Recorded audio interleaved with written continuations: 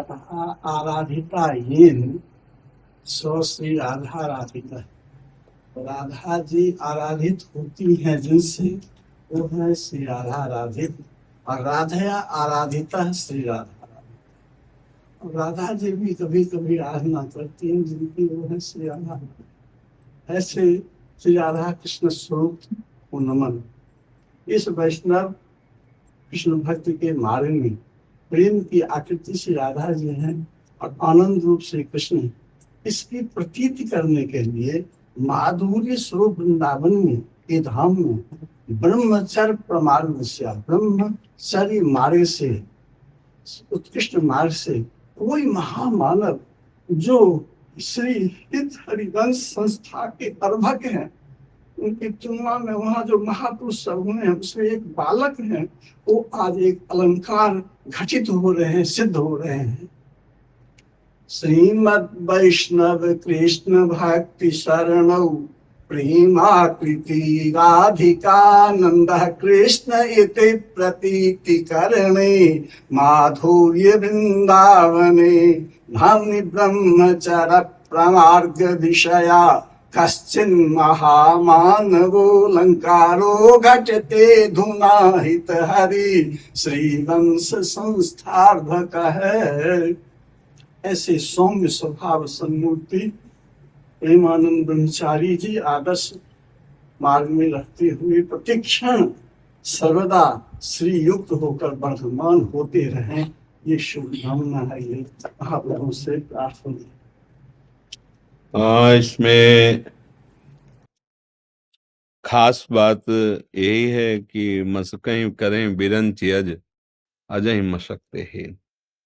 वो सर्व सामर्थ्यशाली प्रभु गुरुदेव, उन्हीं की कृपा से कभी भी कहीं भी किसी को जो कुछ प्रकाश, अनुभूति, प्रेम, आनंद, द्वंद्वातीत स्थिति, वो सब केवल कृपा, और कृपा में अपना कोई योगदान नहीं होता। कृपा अहेतुकी है, और वो जास कृपा ने कृपा आघाती, वो बढ़ती ही रहती है। वो कृपा ही एक शब्द परिचय में आया है, उसी कृपा का सारा कुछ का है। ज्ञान विज्ञान तो सब बुद्धिगत है, और वो अतर्क है बुद्धि से, मन से अतर्क है, पर वो कृपा करके मन और बुद्धि में आके विराजमान हो जाता है। फिर मन मन नहीं रहता, बुद्धि बुद्धि नहीं रहती, वो साक्षात प्रिया प्रीतम स्वरूप हो जाता है। तो उसमें मूल कृपा ही है, कृपा से ही सब। कृपा रूप जो वप धर्यो, कृपा जब मूर्तिमान रूप धारण करती है तब इस प्रेम रस का अनुभव होता है। ये प्रेम रस आकाश स्थित पकड़ने वाला बौना, इत बौना आकाश फल पा ही नहीं सकता, पर कृपा स्वयं आके हाथ लग जाती है। यही कृपा श्री प्यारी जू की, जो अपने सबके ऊपर बरस रही है। धाम, नाम, रूप, लीला, आचरणों की पवित्रता, वाणी की पवित्रता, दृष्टि की पवित्रता, व्यवहार की पवित्रता, ये सब कृपा से होता है। साधन पक्ष में कहीं ना कहीं अहम बना रहता है, कर्तृत्व भाव कुछ ना कुछ। जब वो साधन परिपक्व होता है तब कृपा पक्ष आ जाता है कि ये सब कृपा से हो रहा है। और जहां कृपा आई और अहम लीन हुआ तो जीवन मुक्ति स्थिति अपने आप जागृत हो जाती है, क्योंकि हाँ, जो हमारा स्वरूप है वो जीवन मुक्त ही है। वो कभी बंधा ही नहीं था, ना कभी बंधेगा। बस जो देह भाव को लेकर पांच ज्ञान इंद्रियों द्वारा शब्द, स्पर्श, रूप, रस, गंध का भोक्ता बन बैठा, वह ये कृपा से, जास कृपा सब भ्रम मिट जाएंगे, उनकी कृपा से ही है। सब गुरुजनों का जब आशीष प्रकट होता है तो द्वंद्वातीत स्थिति प्रकट हो जाती है, क्योंकि द्वंद्वातीत था, है, वो रहेगा। वही स्थिति अनुभव में आ जाती है बस।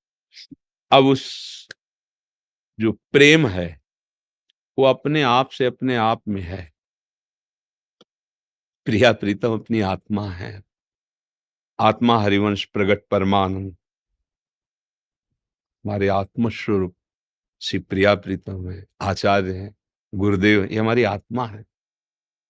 बस जितना अपनापन शरीर शरीर संबंधियों और बाहर व्यवहार में है, ये लय हो जाए और वास्तविक अपनापन प्रकाशित हो जाए आत्म स्वरूप का, तो यही प्रिया प्रीतम है। यही सबकी चिद चिद लक्षणम सर्वम राधा कृष्णमयम जगत। चाहे ये क्रूरापि पापिनो न च सताम संभास्य दृश्याश्चये सर्वान् वस्तुतया निरीक्ष परम स्वाराध्य बुद्धिर्मम। ये क्रूरा अपि पापिनो कैसे हैं? न सताम संभास्य दृश्याश्चये, फिर भी सर्वान् वस्तुतया निरीक्ष परम स्वाराध्य बुद्धि। ये कृपा से समझ में आ जाता है, हृदय शांत हो जाता है। शांत हृदय में ही प्रेम का भाव का प्रादुर्भाव होता है। इसलिए सबसे पहला भाव है शांत भाव, फिर है दास सख्य वात्सल्य कांता सहचरी भाव। ये तो गुरु कृपा से ही सब शमन हो जाता है। साधन असाधन के त्याग के लिए है, साधन असाधन के त्याग के लिए है। वस्तु की प्राप्ति कृपा से होती है। जहां साधन से वस्तु प्राप्ति की बात आती है, वो केवल असाधन रहित होने के लिए है।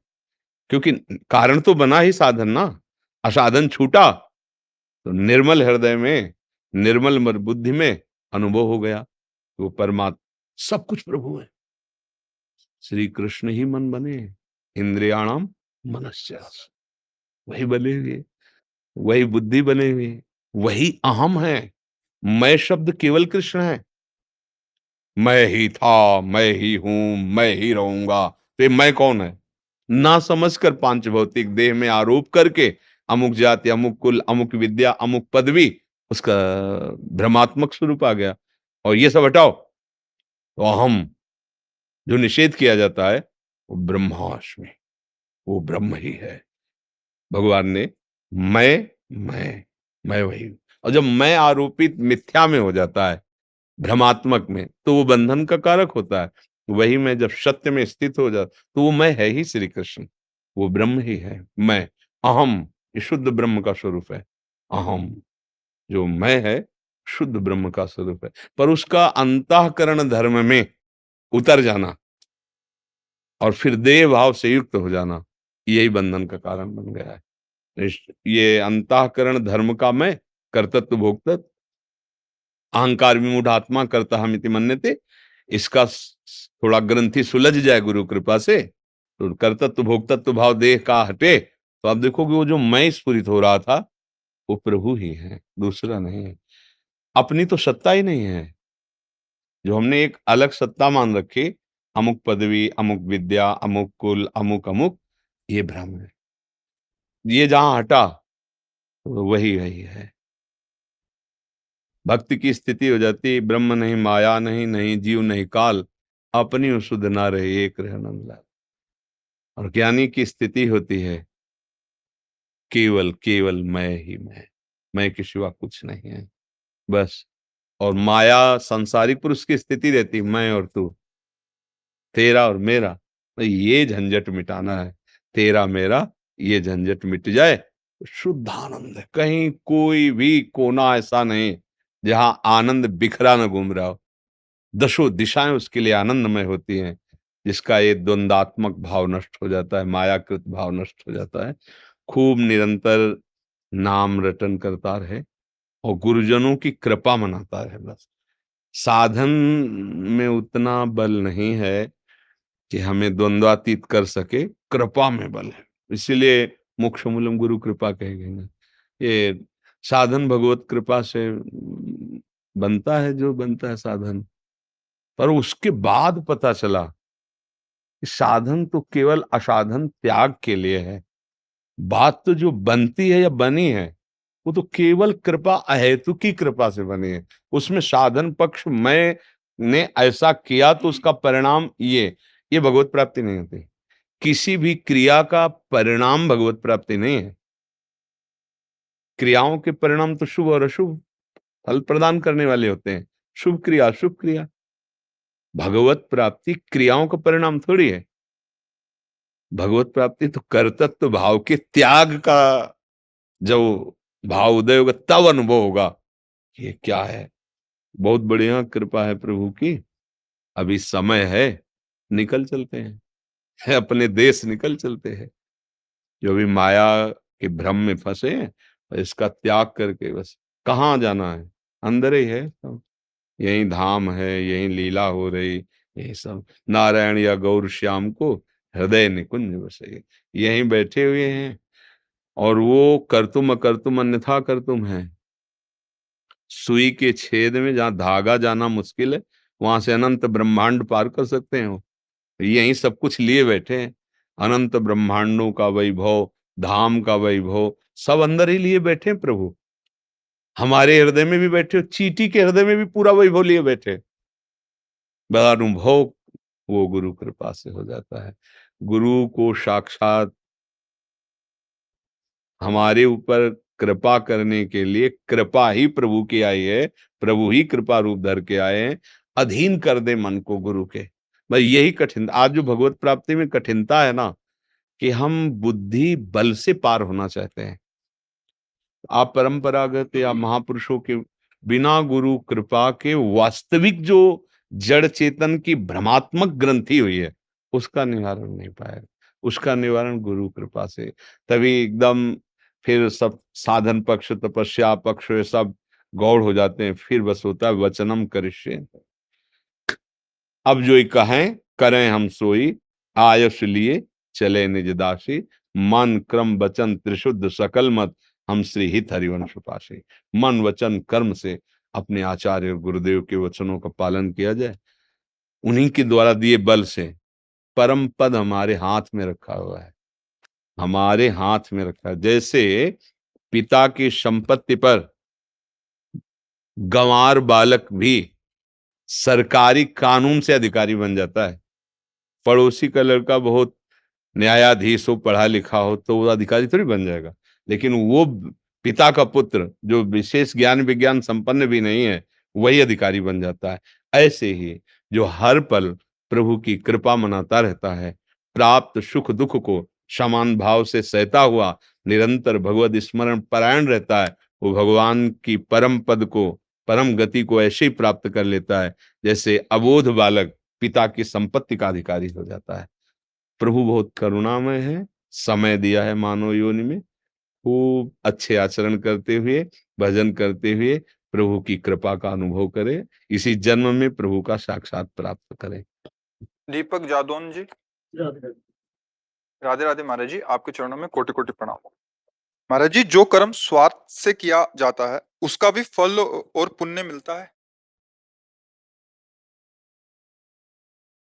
जैसे आप सुख की आकांक्षा से प्रयाग गए, मैं जाऊंगा, गंगा नहाऊंगा, अच्छे आचरण होंगे तो हमें भगवान कृपा करेंगे, संपत्ति हमारी कामना की पूर्ति, या जैसा ऐसी भावना, हाँ उसका लाभ मिलेगा। अगर सुषुख वांछा से पाप कर्म करते हो तो उसका लाभ, उसकी हानि होगी, और जो आप शुभ कर्म करते हो उसका लाभ मिलेगा। लेकिन यदि उसे भगवत समर्पित कर देते हो तो परम लाभ मिलेगा। फिर शुभ अशुभ दोनों विध्वंस हो जाएंगे, दोनों नष्ट हो जाएंगे, और आप सदा के लिए आनंदित हो जाएंगे। सुसुख वांछा हमारी है, और ये तब तक मिटेगी नहीं जब तक भगवत साक्षात्कार नहीं होता। ये बुद्धिगत नहीं है, ये स्वभावगत है। ये सूक्ष्म शरीर से ऊपर कारण शरीर में विराजमान है, स्वभावगत है। सुख भोगने की लालसा, और ये कोई दोष नहीं है, क्योंकि हम सुख सिंधु के अंश हैं। भाई हमारी उत्पत्ति जो हुई है, वो सुख समुद्र भगवान से है, उन्हीं के तो अंश है ना। तो सुख समुद्र भगवान का अंश सुख की खोज कर रहा है, पर दिशा गलत हो गई, अंतर की जगह बाहर हो गई, और बाहर है विषय, तो विषयों में सुख का खोज कर रहा है। यही अज्ञान, यही उसके जन्म मरण का हेतु हुआ। तो सुसुख वांछा बाधक नहीं है, बाधक सुसुख वांछा का गलत जगह भोग करना, गलत जगह से प्राप्त करना। हम नाम कीर्तन में भी तो सुखी होते हैं, दूसरे को पवा के भी तो सुखी होते हैं, किसी बीमार की सेवा करके भी तो सुखी होते हैं। तो सुख तो मिल ही रहा है ना। भगवान की आरती कर रहे हैं, श्रृंगार कर रहे हैं, तो सुख तो हो रहा है ना। उनकी कथा गा रहे हैं तो सुख तो हो रहा है ना। ये वास्तविक स्वसुख है, स्व आत्मस्वरूप, ये वास्तविक। जो हम स्वसुख मान रहे हैं शरीर का, भोगों का, ये पर है, स्वसुख नहीं है। हमारी बात समझ में आ रही? दूसरे से जो सुख प्राप्त करने की लालसा है वो पर है, और स्वसुख जैसे प्रभु अपनी आत्मा है, अपने हैं, उनका नाम, उनकी कथा, उनकी लीला, उनके धाम, उनके रूप का चिंतन, उनके भक्तों के बीच में बैठकर आनंदित, ये वास्तविक स्वसुख है। देह भाव को लेकर जो स्वसुख की भावना की गई है, वो प्रायः अधर्माचरणों में ही लगाती है। ध्यान देना, जब हम देह भाव से युक्त होकर किसी भी भोग की तरफ उतरेंगे कि हम सुख भोगे, फिर ज्ञान की बात हट जाएगी और लगेगा आप चाहे जैसे हो, मुझे ये पाना है, ये भोगना है, ये करना है, धीरे धीरे वो अधर्म आचरण में चला जाएगा। क्योंकि शरीर को मैं मानना ही अज्ञान है, प्रभु को अपना मानना, यहीं से ज्ञान प्रारंभ हो जाता है।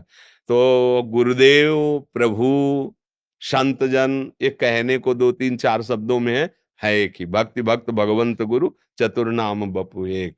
तो अगर स्वसुख वांछा धार्मिक है, दूसरों को सुख देने वाली है, तो कोई हानि की बात नहीं। लेकिन वो राक्षसी है स्वसुख वांछा, कि चाहे मरे मुझे सुख भोगना है, ये आसुरी भाव का त्याग कर दे, तो सुसुख वांछा भी वास्तविक स्वसुख में पहुंच जाएगी। स्व, शंकर सहज स्व रूप सम्हारा, लाग समाधि अखंड स्व, हम उस स्व की बात कर रहे हैं ना। तो अगर हम स्व पर को स्व मान लेंगे, तो फिर बात बिगड़ जाएगी। ये शरीर और प्रकृतिजन्य भोग पर हैं, ये स्व नहीं है। प्रभु, प्रभु का नाम, प्रभु का रूप, प्रभु की लीला, प्रभु का धाम, ये स्व है, क्योंकि हम उन्हीं के अंश हैं।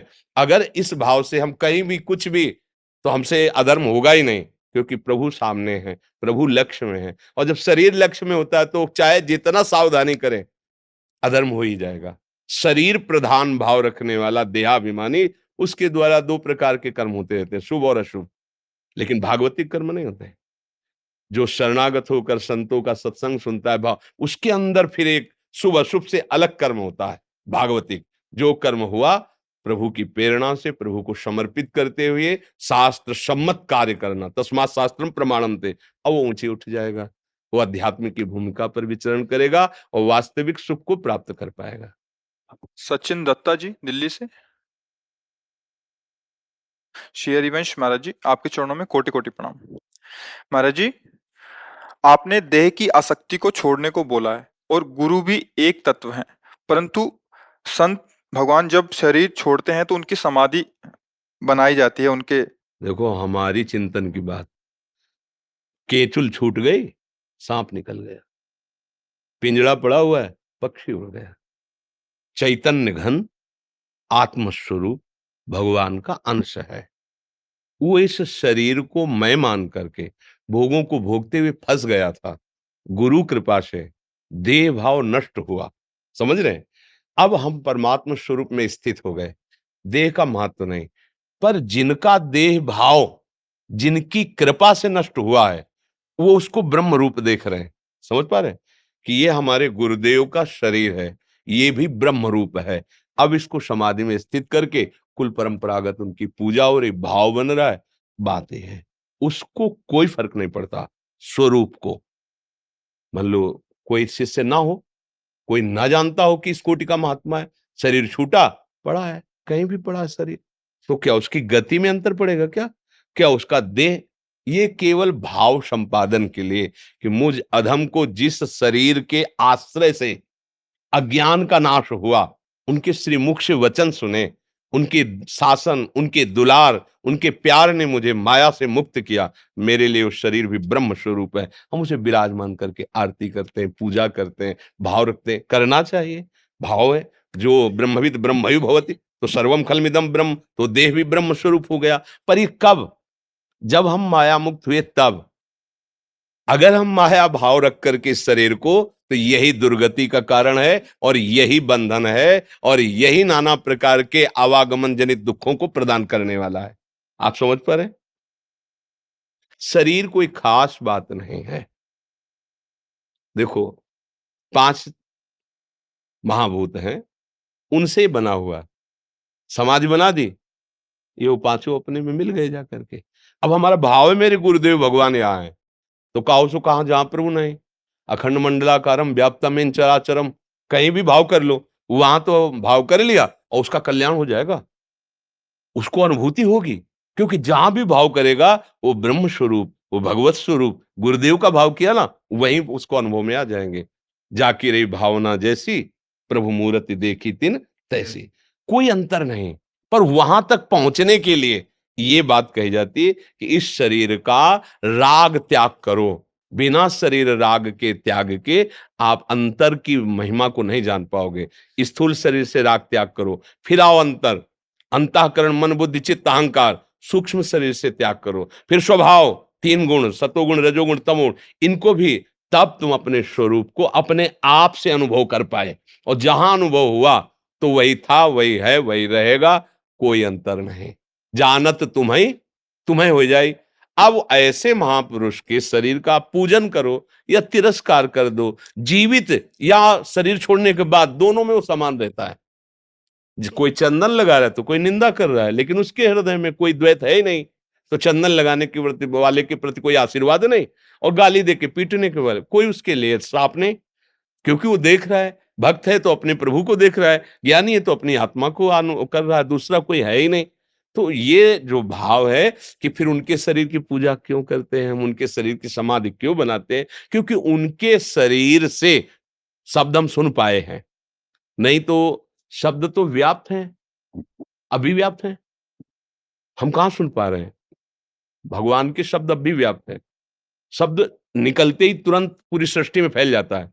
जैसे आपके पास यंत्र हो, तो इस समय अमेरिका में क्या बोला जा रहा है, आप अगर मिला पाओ तो अभी पता चल जाएगा, वो बोलने लगेगा। तो दृश्य दिखा, अब तो आजकल और बढ़ गया, दृश्य दिखाई देने लगेगा, मतलब वो पूरे संसार में फैल गया। और अगर उसको पकड़ने वाला यंत्र है तो पकड़ लेगा ना। ऐसे ही भगवत वाणी, तत्व ज्ञानी महापुरुषों की वाणी, अब हमारे तो इतनी पकड़ है नहीं, तो भगवान ने कृपा करके गुरु रूप धारण किया, संत रूप धारण किया, और जब हमें उपदेश किया तब हमें अनुभव हुआ। तो जहां से उपदेश हुआ वो हमें प्रभु के समान पूज्य हो गया। तो हम उनकी मूर्ति बनाते हैं, उनकी छवि की पूजा करते हैं, और उससे हमें अनुभव होता है, उससे हमें आत्म साक्षात्कार होता है। अब हमारे हृदय में ये बात अगर रहे कि अगर शरीर की इतना त्याज्य है तो फिर उनकी पूजा क्यों होती है, हमारे शरीर की त्याग, क्योंकि आप शरीर में राग करके स्वसुख वांछा से इसको भोग रहे हैं, इसका त्याग करना है। शरीर के प्यार दुलार के लिए मना नहीं है, पर अपना मैं मानकर भोग भोगने के लिए नहीं। जैसे ठाकुर जी की सेवा में पात्र आता है, हम उसको बहुत प्यार से धुलते हैं, साफ करते हैं और अच्छी जगह पधराते हैं। क्यों? क्योंकि ठाकुर जी की सेवा का पात्र है। तो वो एक धातु सेवा का पात्र हो सकती है, और ये तो हम इसे नहलाते हैं, धुलाते हैं, खवाते हैं, पिलाते हैं, स्वस्थ रखते हैं, और खूब समाज में और भगवत सेवा में, बुजुर्गों की सबकी सेवा में, ये सेवा पात्र है। अब बात अलग हो गई, और ये मैं हूं और मुझे सब कुछ भोगना है, अभी बात अलग हो गई। उन महापुरुषों ने शरीर राग त्याग करके अपने स्वरूप की अनुभूति की, और उसी अनुभूति के वचन उनके दर्शन से, उनके सेवन से, उनकी वाणी से मुझे हुए, इसलिए वो रूप भी हमारे लिए ब्रह्म के समान वंदनीय हुआ। इसलिए दो बातें दिखाई देती है, अन्वय और व्यतिरेक, है नहीं है, दोनों बातें कही। बोले पूरा संसार जो देख रहे हो मिथ्या है, यहां से शुरू होता है उपदेश। ब्रह्म सत्यम, जगत मिथ्या, अन्वय व्यतिरेक, एक है और एक नहीं है।